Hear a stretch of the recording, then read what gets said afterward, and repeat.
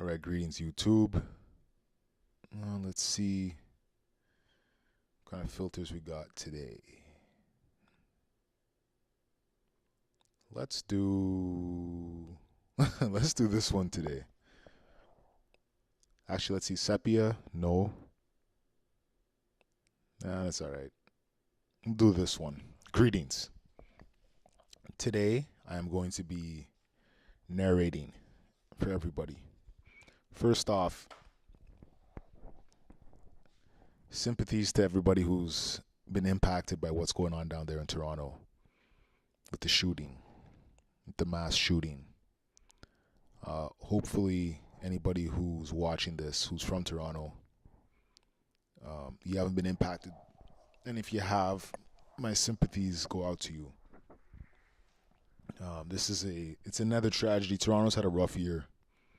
And I don't want to use, the tragedy and kind of, hijack that incident to kind of talk or bring attention to myself. So all I want to say is, for anybody who's been impacted, if you know anybody down in Toronto, I have family down in Toronto. There was also an incident here in Ottawa, like within an hour or two of. Oh no, wait, it was a few hours after. On Parliament Hill, someone tried to stab one of the guards.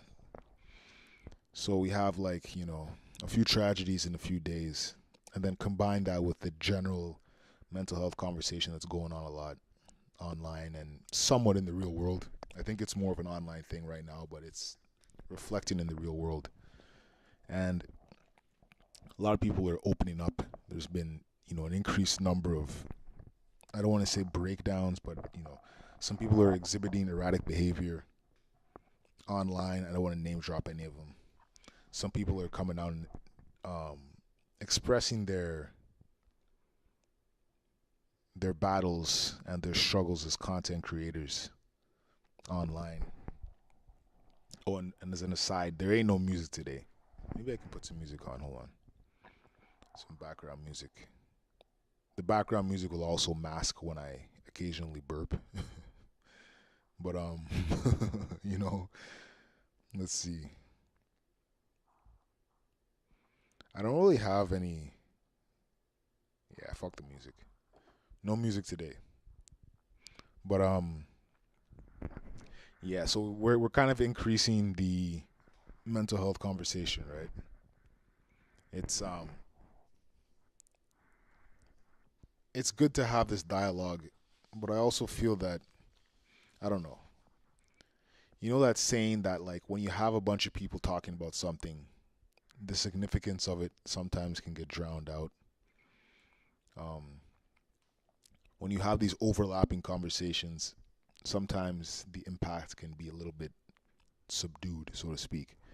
What do we have right now? So with the Toronto shooting, the mental health conversation is brought in the sense that his parents have come out and said that he's been dealing with these kind of battles.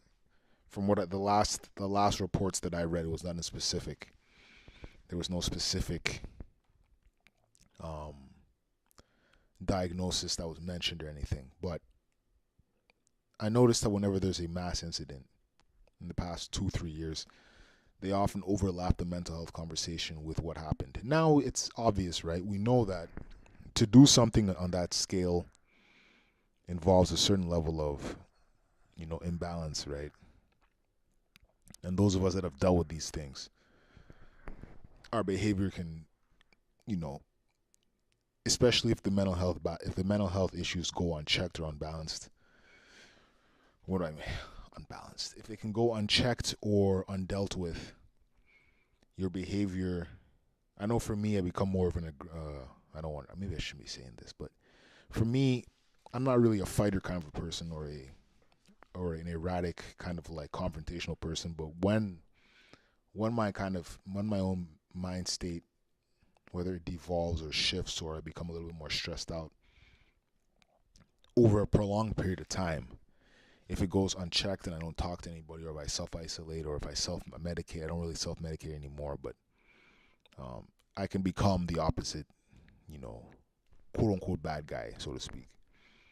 So I don't know when they brought that up in the Toronto shooting, and they're talking about how this guy has dealt with these issues, mental health issues and trauma and so on. It's kind of like you don't want to be painting. You don't want to you already have a time in which people are maybe coming out and speaking about their issues, and then now you're going to be making people even increasingly more wary of those battling these issues,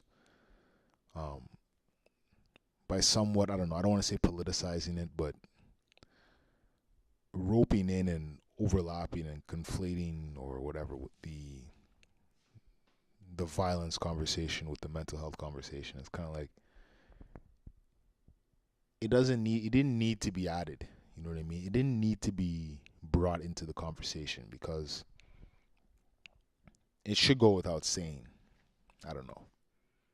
And it seems like one of those statements that, like, from what I was reading, it's like the parents said that, but then like the journalists had to draw that in and like bring it into the public light, so to speak. So I don't know. That's my thoughts on that for right now. I mean, it's a weird flux that we're in. On the one hand, people are becoming more quote unquote spiritually awakened, or they're looking for spiritual guidance, and mental calming and mental health and wellness and all these things, yoga and all these things are like at an all-time high. And then on the other hand, you have the world clearly in a weird state. So you want to be careful of how we navigate this and where the conversation goes. But the real reason I started to stream today, and I'm going to keep it short, there's no 48-minute. I unlisted the 48-minute stream, and I think there's another like longer one too. I'm not going to drag it out too long. But I'm going to be reading about the power of decision and indecision, how many people are often, paralyzed with this by the decisions they have to make, analysis paralysis. I'm suffering it. I'm suffering it right now, so to speak. Different things have come up in my own life that are like, I got to deal with them right now. You know what I mean? Like, and yet the shit. I guess it's as you mature and as you get older, it becomes easier to deal with certain decision making processes, and not kind of run towards the what isn't a solution but the option of avoidance. And right now I want to read some book that I just literally just stumbled into. I was unpacking a box of books, multiple boxes of books, things that I haven't read or haven't read in years. Some books from childhood, some miscellaneous books that I've never really seen before. But I've been reading and narrating parts of this one book, so I'm gonna read a section of this right now. All right. You are measureless. The whole world of facts shouts at you what you can't do. It says that you are a victim of the times. It measures you in words of success and failure, health and disease, friends and enemies. It is emphatic about your age, your life expectancy, and finances. It affirms you as body, bank account, and ultimate death. I am consciousness reverses all this. You know this isn't so. You know yourself as pure awareness beyond the limits of time and space and measurement, yet functioning in these areas with ease and fulfillment. Ideas create facts, and you are now idea-minded. Intuition gives you the idea. You think the idea. The thought you think causes subjectivity to create the fact.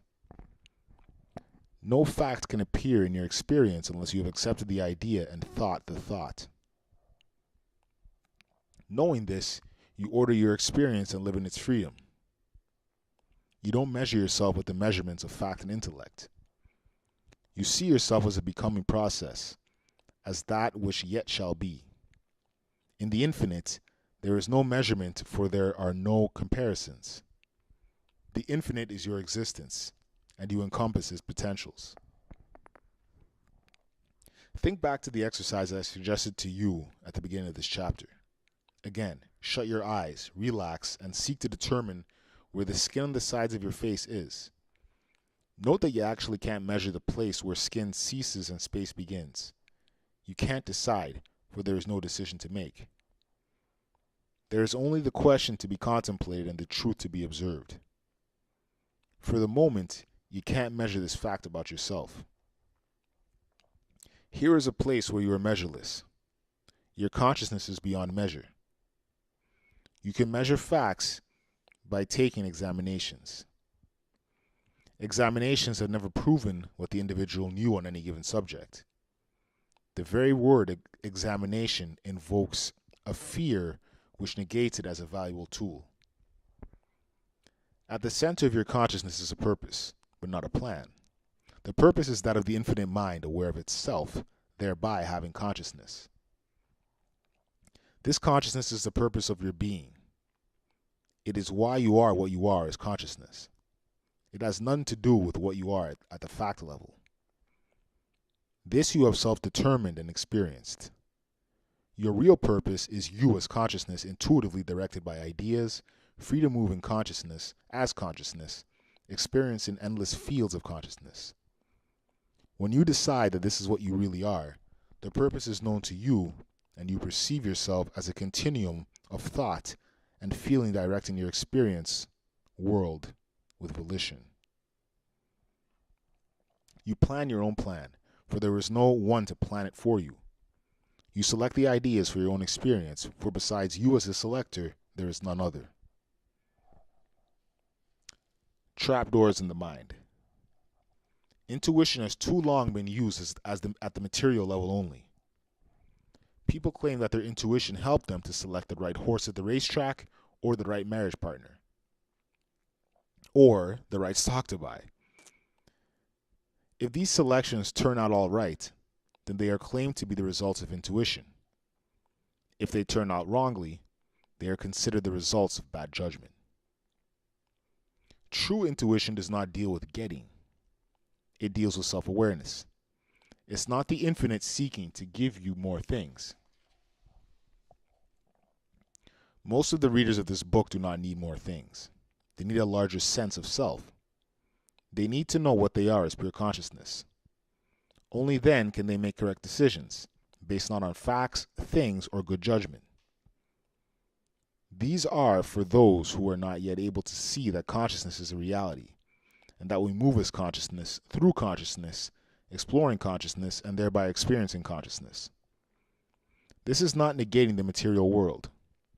It is seeing the material world as consciousness temporarily locked up in form, but never limited to the form in which it is functioning.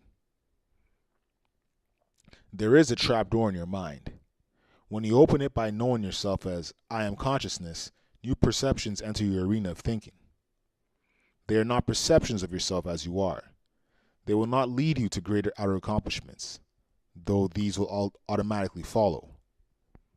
They will lead you to a higher level of knowing, where ideas are factual and things are not. Intuition is the process of self-awakening. It gives you glimpses of a larger life, a greater mind, and a deeper reason for being.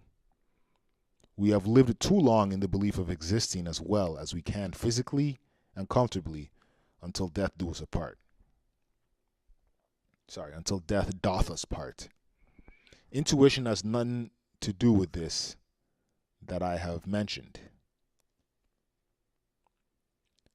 Intuition reveals what you have always been. Its revelations seem new and strange. I sometimes call this instruction the science of remembering. It is a way of recall. It is knowing what has always been, is now, and always shall be. Intuition reveals concepts that were before a physical universe began. To us, they seem new and startling because we are so sure of the physical now and uncertain of the physical future that we can't accept consciousness as continuity. To us, the past is the past. The present is the present, and the future is the future. In pure consciousness, such delineations are non-existent. They have no meaning. In fact, they don't exist. You are, you have been, and you will be. The mystic trusts the process and proceeds in his unfoldment of consciousness without fear. He has faith in the creative process of mind. All right, 15 minutes. I think that's good. Some philosophical readings there about the power of decision. Hope anybody who stumbles into this stream enjoyed that. Metaphysician based in Ottawa, Canada. Also doing one-on-one professional listening. Basically, I sit down and you vent your problems to me, and whether those problems are, it could be in a digital format, it could be in a stream, or it could be, if you're based in Ottawa, it could be in a real world format. If you have problems with social anxiety, depression, overeating, suicidal thoughts, or just general problems that you're just kind of like, you know what, I need to get this off my chest. I'm down to sit down, and whether it's one-on-one, public, I have a bunch of meeting spots. I've been vlogging and kind of making videos about them. You can scroll back in the video list there and see what it is that I do, or at least the spots that I've been looking at for some meetup sessions. All right. Peace out. Peace.